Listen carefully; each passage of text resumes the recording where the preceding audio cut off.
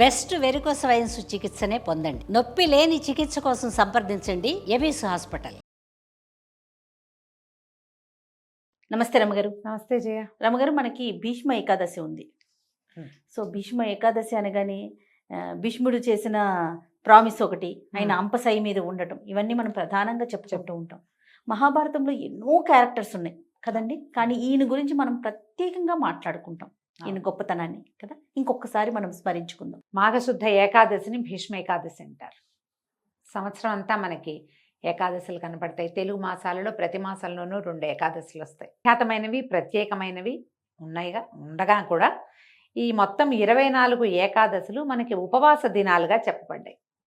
ఏకాదశి విష్ణువు యొక్క ఆయన అంశస్వరూపంగా చెప్పబడుతుంది. ఆయనలోంచి బయటకు వచ్చిన ఒక శక్తిగా. అందుకని వారి ప్రీత్యర్థం విష్ణు ప్రీతి కొరకు ఏకాదశి నాడు ఉపవాసం చేయాలని, బియ్యం వాడకూడదని, ధాన్యం తినకూడదు, మన విధానం అది. మొత్తం ఈ రోజంతా ఉపవసించి రాత్రికి నిద్రపోకుండా ఉండి మర్నాడు ద్వాదశి పారణ చేస్తే ఏకాదశి వ్రత ఫలితం లభిస్తుందని మనకి ప్రత్యేకంగా చెప్పబడుతుంది. ఈ 24 ఏకాదశులు ఇదే విధంగా చేయాలి. ప్రతి హిందువు పాటించవలసిన విధానంగా చెప్పబడింది. పూర్వకాలం ఇంచుమించుగా అందరూ ఈ జాతి నియమం లేకుండా అందరూ ఏకాదశి నియమాలు పాటించే వాళ్ళు. వారి వారి విధుల్లో కమ్యూనిటీస్లో చెప్పబడిన విధానం ప్రకారం ఎవరెవరు ఎంతెంత ఎలా చేయాలి అనేది చెప్పబడి ఉండేది పూర్వం. క్రమంగా మనకి విధానాలు మారినాయి, రోజులు మారినాయి. అయినా కూడా ఏకాదశి ఉపవాసం అనేది సార్వజనీన నియమంగానే ఉండింది. అయితే ఇందులో తొలి ఏకాదశి చాలా ముఖ్యమైనది, ముక్కటి ఏకాదశి ముఖ్యమైనది. ఇందులో ఒక ఏకాదశి, తొలి ఏకాదశి నాడు విష్ణుమూర్తి నిద్రలోకి వెళ్ళిపోతారు. అక్కడి నుంచి ఇంకొక కార్తీక శుద్ధ ఏకాదశినేమో మనం ఉత్థాన ఏకాదశిగా వాళ్ళని నిద్రలేస్తారు. ఇవన్నీ చెప్పుకుంటూ ఉంటే అన్నీ విష్ణునామానికి సంబంధించినవి, విష్ణువు వల్ల మనకి లభించేవి, వాటి గురించే చెప్తే ప్రత్యేకంగా ఒక వ్యక్తి పేరుతోటి ముడిపడి ఉన్నది భీష్మ ఏకాదశి. అందుకని ఈ భీష్మ ఏకాదశిని కూడా ప్రత్యేకమైన ఏకాదశిగా మనం గుర్తిస్తాం, చెప్పుకుంటాం. మన ముందు యుగంలో చాలా ఎక్కువ జీవన ప్రమాణం కలిగిన వాడు, అత్యద్భుతమైనటువంటి ప్రామాణికమైన జీవన విధానం కలిగిన వాడు భీష్ముడు. ఆయనకి సహజంగా దేవవ్రతుడు అనే పేరున్నప్పటికీ ఆయన చేసిన మహాప్రతిజ్ఞ కారణంగా ఆయనకి ఆ భీష్ముడు అనే పేరు వచ్చింది. భీషణమైన ప్రతిజ్ఞ, మానవ మాత్రుడు నిలవలేని, చేయలేని అతి గట్టి ప్రతిజ్ఞ. ఒక వివాహయోగ్యమైన యువకుడు, వివాహయోగ్యుడు, పట్టాభిషేకానికి సిద్ధంగా ఉన్నవాడు, తన తండ్రి కోరిక తీర్చడం కోసం నేను వివాహం చేసుకోను, పట్టాభిషేకం చేసుకోను అని భీషణమైన ప్రతిజ్ఞ చేసి తండ్రికి ఆయనకి కావలసిన వివాహం చేసి ఆ తండ్రికి పుట్టిన కుమారులని పెంచి పెద్ద చేసి వాళ్ళకి వివాహాలు చేసి వాళ్ళ పిల్లల్ని వాళ్ళకు కూడా సంతానం కలగకపోతే సంతానం కలిగేందుకు దారిని అన్వేషించి వాళ్ళకి సంతానం కలిగితే ఆ పిల్లలకు కూడా వివాహాలు చేసి వాళ్ళకి కలిగిన కుమారులకు కూడా వివాహాలు చేసి ఇన్ని తరాల వివాహాలని దగ్గర ఉండి నిర్వహించి, ఇన్ని తరాల పెంపుదలని దగ్గర ఉండి నిర్వహించి, తన కోసం ఒక్కదాన్ని కూడా ఉంచుకోకుండా చివరికి తనకి కావలసినట్టుగా ఇచ్ఛామరణాన్ని పొందినవాడు భీష్ముడు. ఈ కథంతా చెప్తే మహాభారతం మొత్తం చెప్తాం మనం. ఇలా చేయగలిగేవాడు ఇంకెవ్వరూ లేరు. అందుకనే భీష్మ పితామహుడు ప్రత్యేకమైన వాడు. అవునండి. ఆ ప్రత్యేకత వల్లే ఈ ఏకాదశికి ఆయన పేరు వచ్చింది. ఇచ్ఛామరణాన్ని పొంది ఉన్నాడు ఆయన. ఎప్పుడు కావాలంటే అప్పుడు మరణించవచ్చు.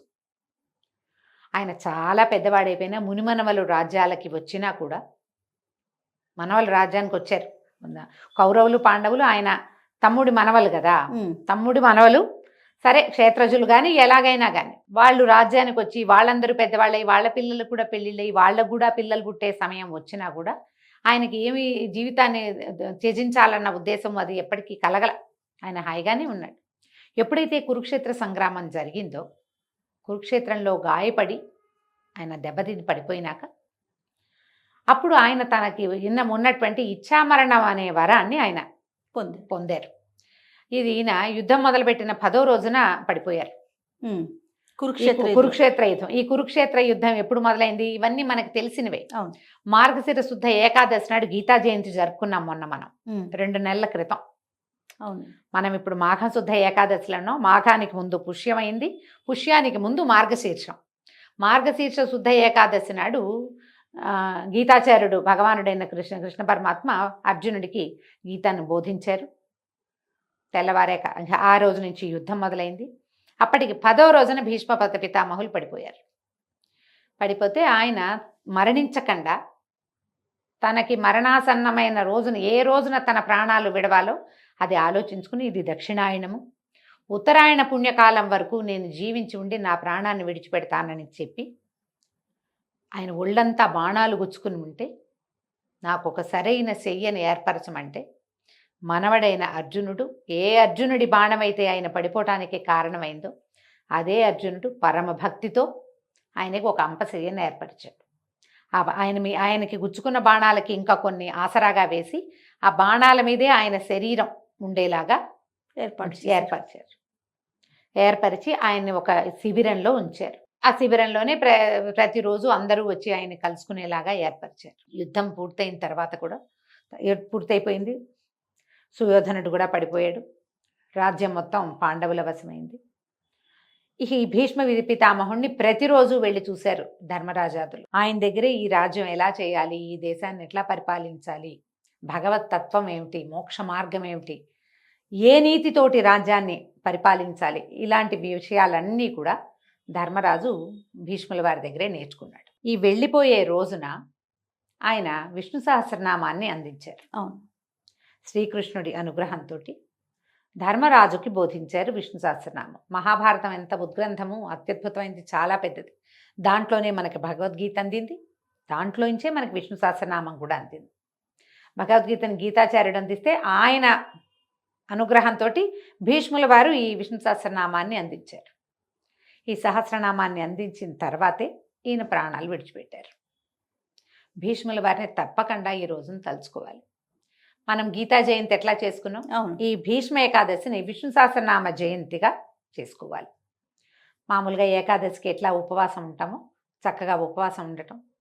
ఈ ఉపవాసం అనగానే అన్నం మానేయటం, ఒక్క పాయింట్ తడుతూ ఉంటుంది జయ ఎప్పుడు కూడా. అవునండి. దీంట్లో ఈ ఉపవాసము అంటే అన్నం మానటము అని కాకుండా భగవంతుడి సమీపంలో నివసించటము అనే అర్థాన్ని తెలుసుకోవాలి. సమీప వసనము ఎవరికి, ఎవరికో కాదు, దేవుడికి. అంతే. మనం ఎవరి కోసం ఉపవాసం ఉంటున్నామో ఆయనకి దగ్గరలో ఉండటం. ఈ రోజుని మనం విష్ణువు కోసం ఉపవాసం చేస్తాం. విష్ణునామాలు చెప్పుకోవాలి, గోవిందనామాలు చెప్పుకోవాలి. ఈ ప్రత్యేకమైన రోజున విష్ణు సహస్రనామ పారాయణ అత్యద్భుతమైన ఫలితాన్ని ఇస్తుంది.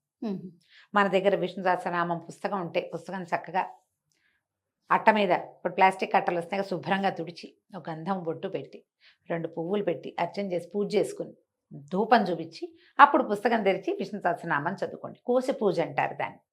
ఏ గ్రంథంలో నుంచి మనం చదువుకుని మనం పునీతలం అవుతున్నామో ఆ గ్రంథానికి పూజ చేయటం. ఓకే. ఓ పెద్ద పూజ చేసి దాన్ని అక్కడ పెట్టమని కాదు, పూజ చేశాక చదువుకోవాలి. అది చక్కగా విష్ణు సహస్రనామం చదువుకోండి. ఇంట్లో విష్ణు సహస్రనామం అలా రోజంతా నడిచేలాగా ఏర్పాటు చేసుకోండి. మనకు అవకాశాలు ఉన్నాయి కదా, అంత పెద్దది రాదు, ఏదైనా ఒక్క శ్లోకం తీసుకుని అదైనా చదువుకోండి. విష్ణువుకు సంబంధించిన ఏ స్తోత్రమైనా ఈ రోజంతా ఉపవాసం ఉండటం.